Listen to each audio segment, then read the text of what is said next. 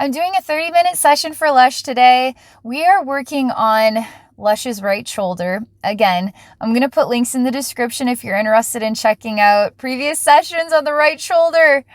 Okay, Lush, we're making progress. Thank you very much for another opportunity to work with you. Thank you for sharing with us here on YouTube. Okay, healing for your right shoulder.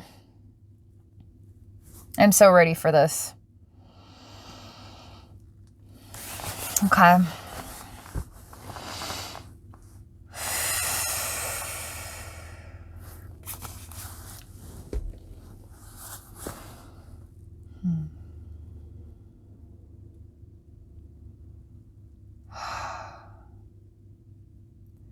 How do we help the body to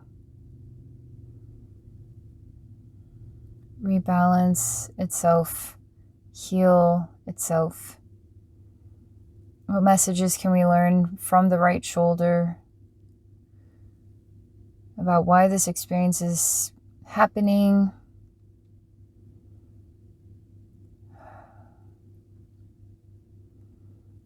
What is the most meaningful wisdom and healing I can share with Lush and the right shoulder to make a really big impact today?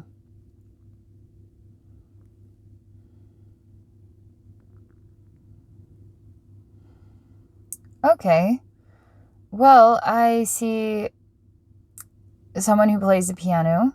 And they're really into it. I mean, they're really into it in a way, and it's a jazzy song and would make anybody want to get up and dance, and it's a lot of fun. It's got kind of an Elton John vibe, like Crocodile Rock or something, but it's more than that. I mean, I see this piano player standing up and really, like really into the keys here. It's like, wow, you're a wizard, and just going for it. And the music is so fun and hasn't missed a beat. I also see someone with mallets and a xylophone and literally going to town on the xylophone, and they're just nailing it. Like, they don't miss a beat, and they're really going for it. I mean, it's not babying it or anything. I mean, there's some real up and down and some bounding in just the right places to make this music flow.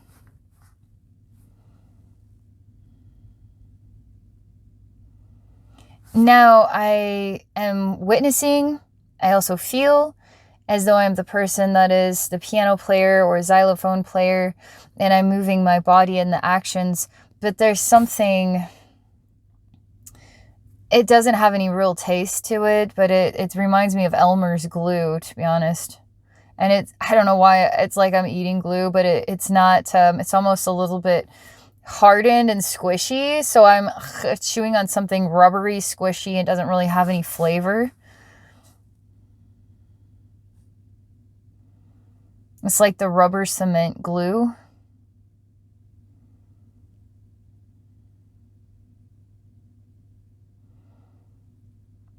I see this action is entertaining, it's interesting, but I experience lack. And lack in the reality of things.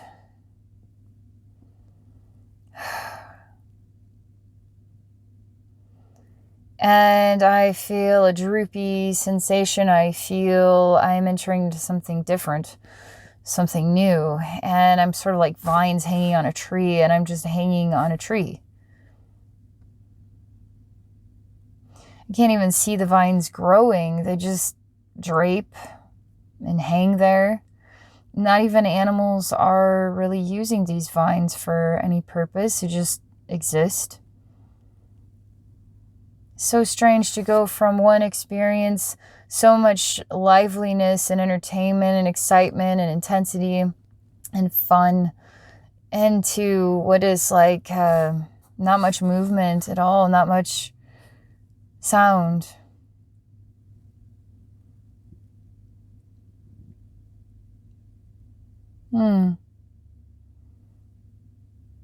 Supposed to balance the two sides. I'm going to take some ingredients from Piano Man, xylophone player, move it over here to the vines. I'm going to take some sounds from the vines, and I'm just going to bring them over here to piano person, xylophone player, so that way the energies can balance themselves out. And then we just expand the space so there's no boundaries, and it just feels like everywhere is reached this balance.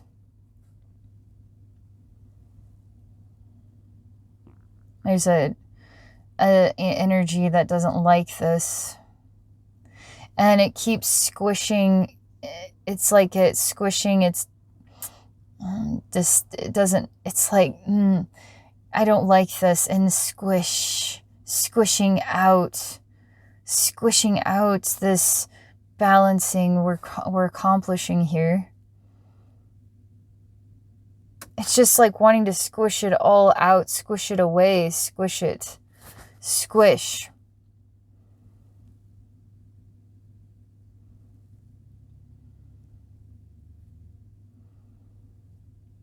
Just see the toothpaste is empty. Everything that was useful is gone. And all we're left with is empty. Garbage.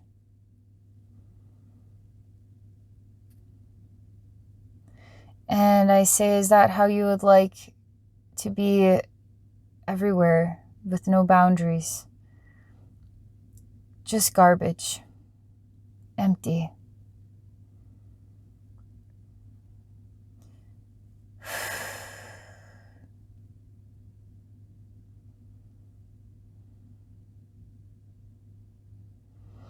And this reaction, it's just consciousness. It says it'll never be able to aspire to the piano man or the xylophone player. And it's talking about reality is nobody was really there dancing anyway. To develop talent that nobody knows about, you're just playing with yourself. You're just entertaining yourself more than anything.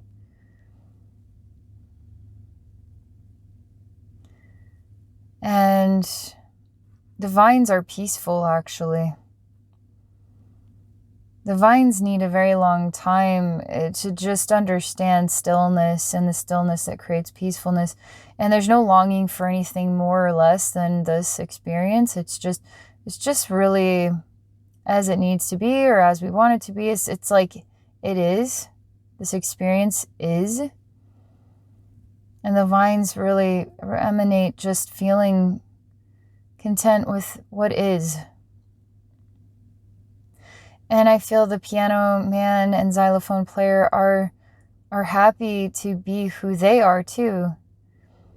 They love playing music. They love getting their body into it. They love jamming. They love sharing these sounds. They're alive and happy and full of music. Like, it's wonderful. This consciousness keeps insisting that there's always something that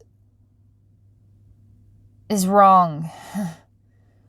Because in the scene with the piano man, xylophone player, there aren't any people. It's just white everywhere, forever. It's just having fun, but there's nobody to share it with. The vines,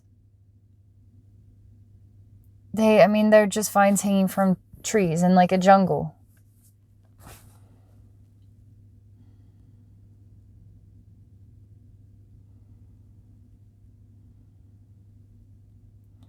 This is interesting because these two spaces actually are part of the heart of this entity, this consciousness that is unfulfilled, okay? So unfulfillment actually pushed away what it had discovered brought joy and pushed it as far away as it could, needs to bring it back into itself. Fulfillment, bring fulfillment back.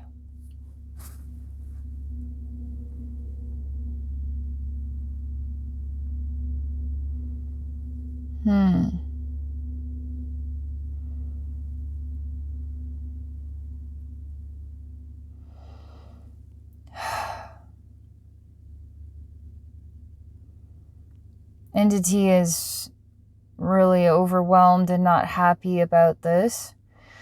And it says, look at how vast, I mean, these vines just go forever in balance with this musician, this balance you created, this balance that I'm squishing out of the tube to create the emptiness and the uselessness and toss it away. It's just trash.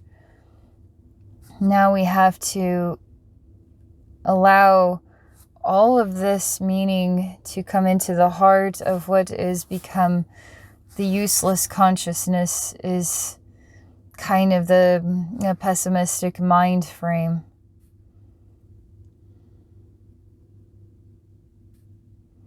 Really doesn't want to bring the joy into its heart. I say, bring the joy in to your heart. It kind of says, okay, and it tries, and then it's like, see, told you, can't do it.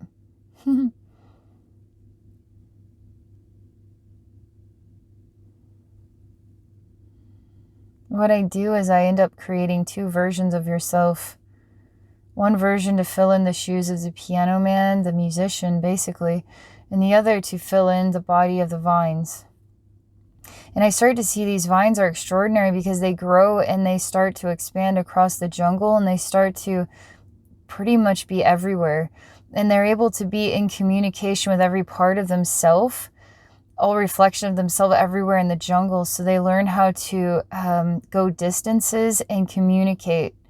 And it doesn't feel like you're communicating with yourself, but many parts of individual selves that are collectively working together like a hive mind.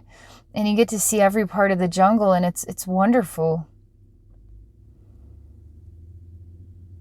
They aren't just scenes that we're looking at and interpreting. They're scenes you're participating in those experiences, full-fledged.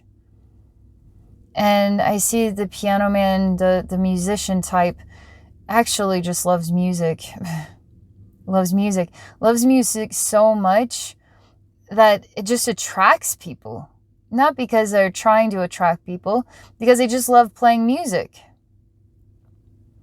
And I started to see people entering into this white space. And this useless consciousness, the one that's trying to push all of this good away from its own heart, needs to bring the good back, because the good is real. The good is real. The good is real. It's uncertain what to make of this, seeing it, these other parts getting to live in good experiences while it then is still lacking. I love seeing the people coming in and all the white spaces are starting to disappear.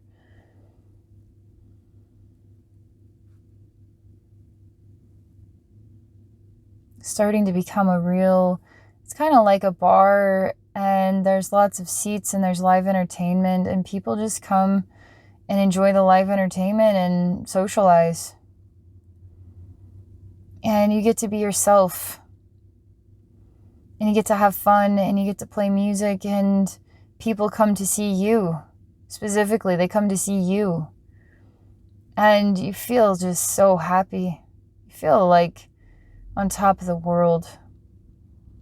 Man, it feels so good to feel this good. I mean, it's to see the smiles on people's faces, see people get up and dance, see people having a good time, and you're the center of that attention. You're creating that. Like,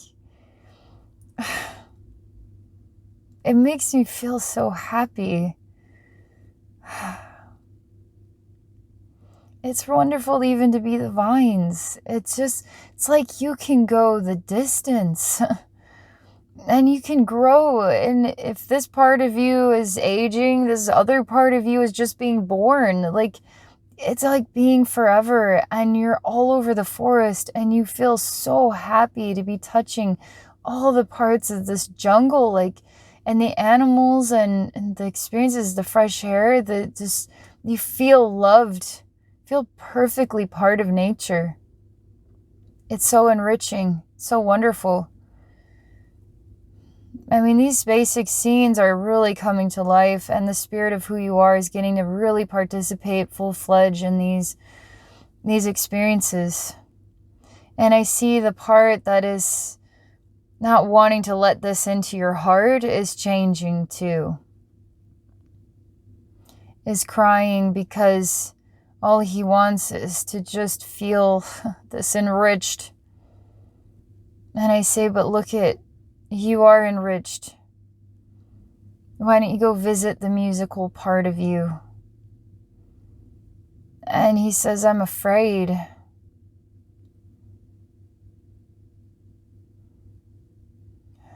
I say, what are you afraid of? I won't be able to keep up with it. I won't be able to maintain it. I'll screw something up. I'll say something wrong. I will actually harm that part of myself. My energy is going to challenge that part of myself, so it won't be as easy anymore. I challenge myself. By weighing myself down, by encouraging myself to think less of myself. And because I know this about myself, I try to separate myself from the other parts of myself. But I also struggle to see these parts of myself that I'm having a hard part being a part of them. I just push them away.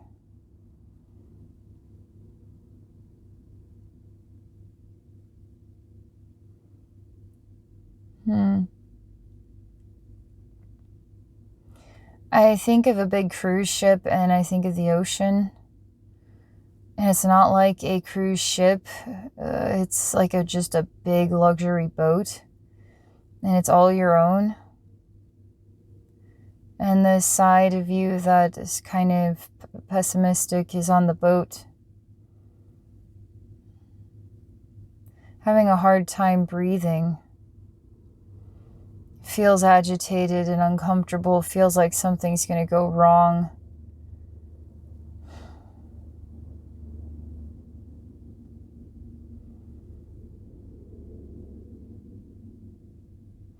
See him suddenly get very drowsy and fall, literally to sleep.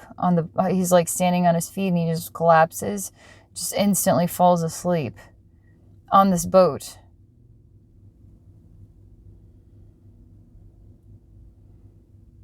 And I see he leaves his body and he goes and visits the sun.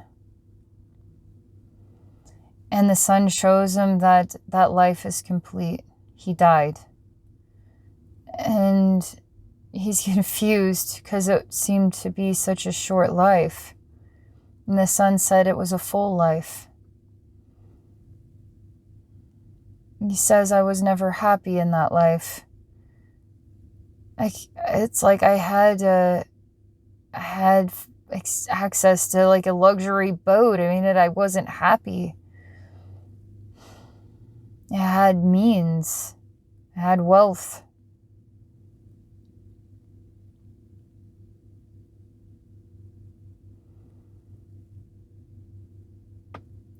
Sun says that was an actual life where you had a lifetime of wealth and means. I see you have a really nice boat. It looks like a modern day boat, like super luxury ship that a really rich person would have. And I see that something was very unfulfilling about life, even if you had material means. It was something very unfulfilling. And the sun is explaining what that was, why that was there. It's because you can't take the energy of spirit and turn it into fulfillment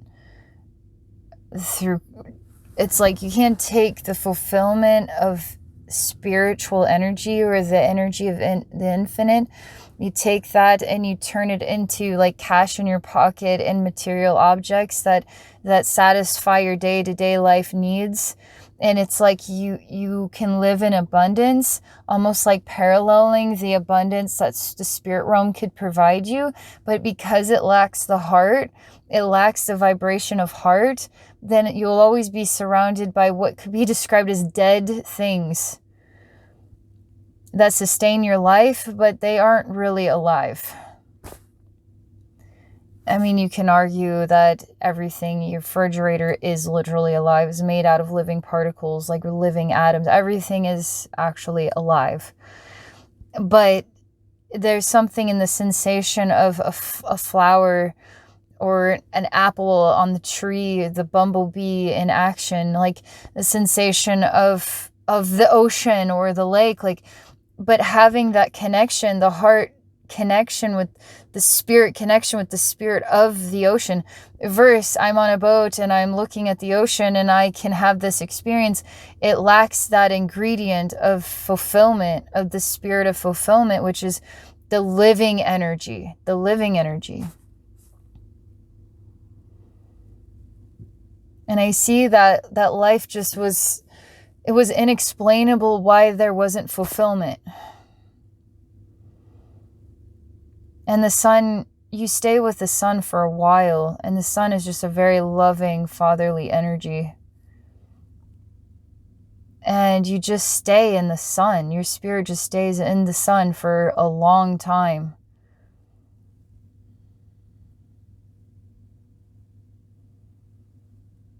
I mean, it's like you just stay there for a very, I mean, you still haven't left yet. You still haven't left it. My gosh, you're just still sleeping there. You're just staying there.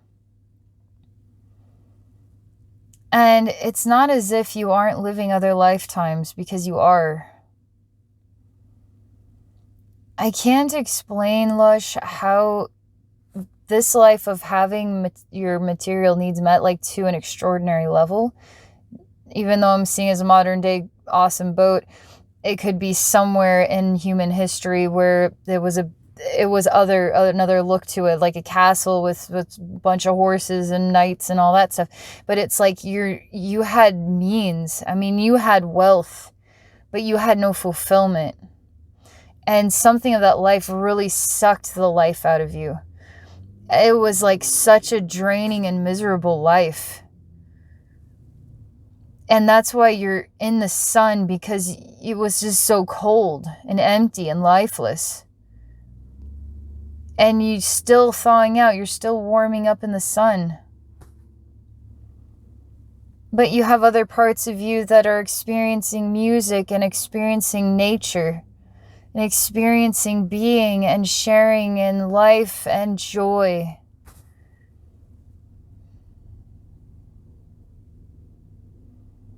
But I do experience you as incomplete without that part of yourself still sleeping in the sun to return. Because it seems like an extension of that life was lived on the sun. To know what lack, and it's like balancing out the sensation of lack. Even though you had so much, there was definitely lack.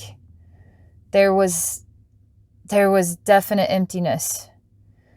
Now the sun is fulfillment. It's balancing this out. And it's taking a long time to sort of fill in, like fuel up the tank here of fulfillment.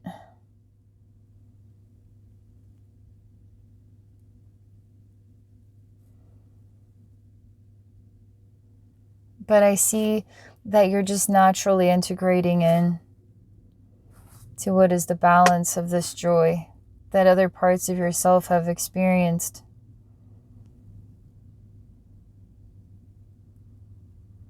And you're starting to fill in the energies, and you're starting to connect with them both.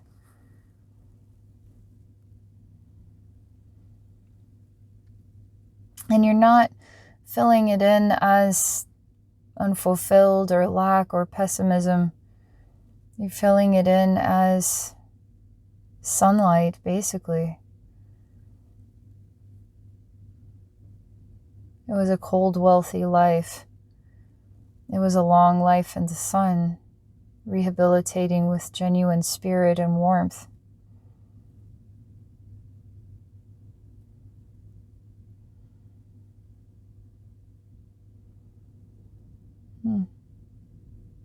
Everything's so peaceful now. You don't need use these, we don't need to look at this anymore. I mean, I see that everything has been said and felt and experienced with the conversation. It's like we're reaching the next level of itself. And I'm curious what this has to do with your right shoulder, but this is what they want to show us, and this is what they're saying is going to help your right shoulder feel better, is bringing these energies into balance.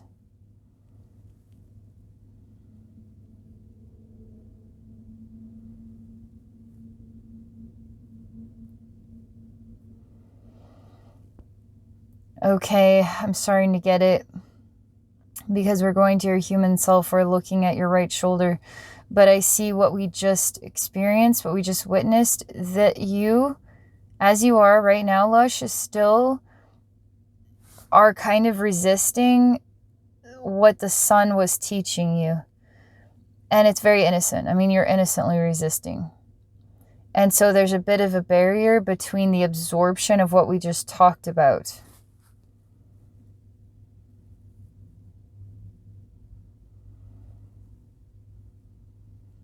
And I can tell that something inside yourself is rejecting it. Almost like you want to be in pain in some way. And I know that sounds absurd, but believe it or not, sometimes we manifest pain in our life because we just feel like we need to be in pain for some reason. We just decide that we should be in pain, and it's a painful world that we live in, and now we've manifested this. And it's not like we consciously want this. There's so much weird stuff that we like unconsciously create, or we subconsciously create, because the world is full of echoes and is full of concepts that would just imprint into us, and we just become a part of the pain of society. And now somewhere in you decide you just need this pain in your right shoulder. And you don't want the medicine, which is the integration of these three reflections of yourself. You don't want that medicine to integrate into your body and be the salve that heals the right shoulder. Because then you don't have the pain anymore, and what are you without the pain?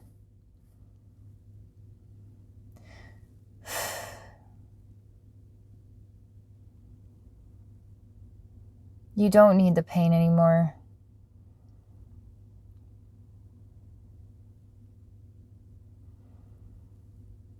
You start to show me a scene and you're scrambling, like you're being held down and you're trying to get up and you can't.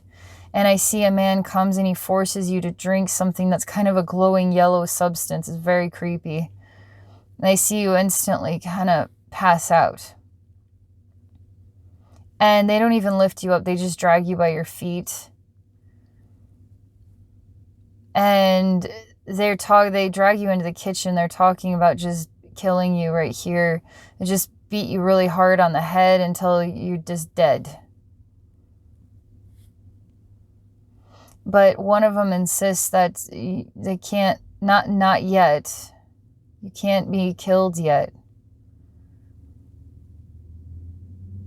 The reason why is because the scene is about robbing you.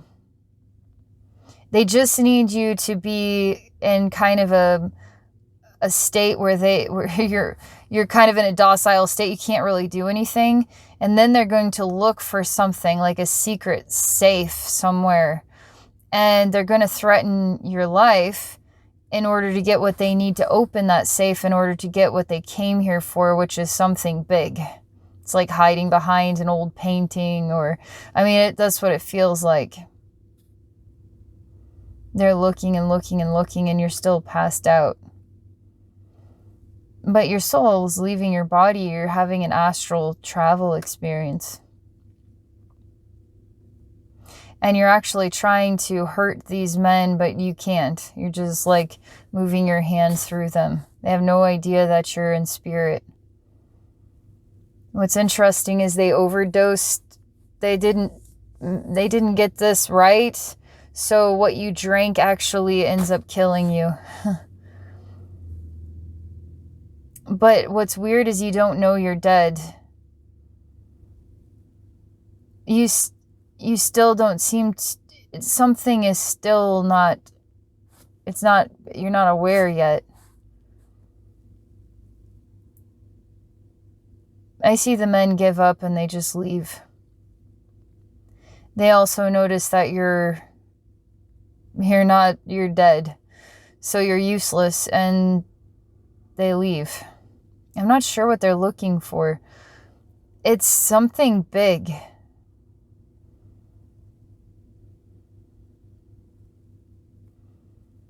It'd be like having the original Declaration of Independence or something crazy. Like, it would be something big. And you start to get concerned because they're leaving and you can't seem to wake up. And you're watching your worst nightmare take place, and you can't get back into your body, and you can't accept that you died, and you can't accept anything about this. You're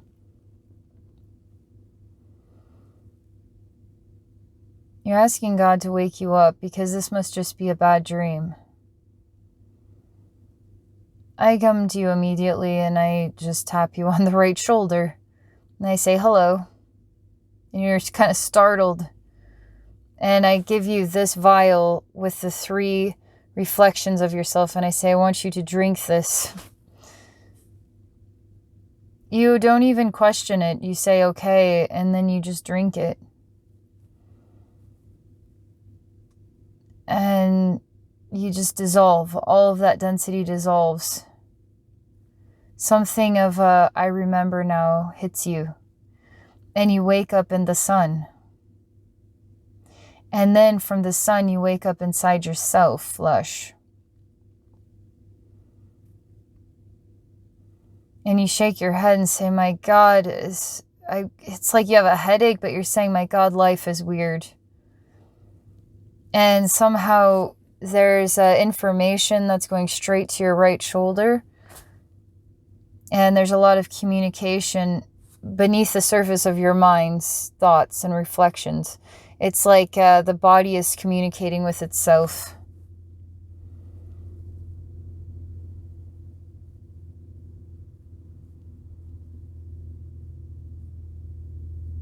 And you don't feel like you need pain in your right shoulder anymore. You feel like you just want to live your life and enjoy life, and you don't want to hold yourself back. You just want to live. You just want to live, really live. Really rejoice, really enjoy what life is. What life really is. You don't even have really a second thought about anything I've talked about, I've shown you, and that's happened. It's just you're ready to do the next thing. That's literally what I'm guided to share with you. Oh, man. What do you think about that? Thank you very much for this, Lush. Thank you, everybody, for watching. I hope you all have a really great day.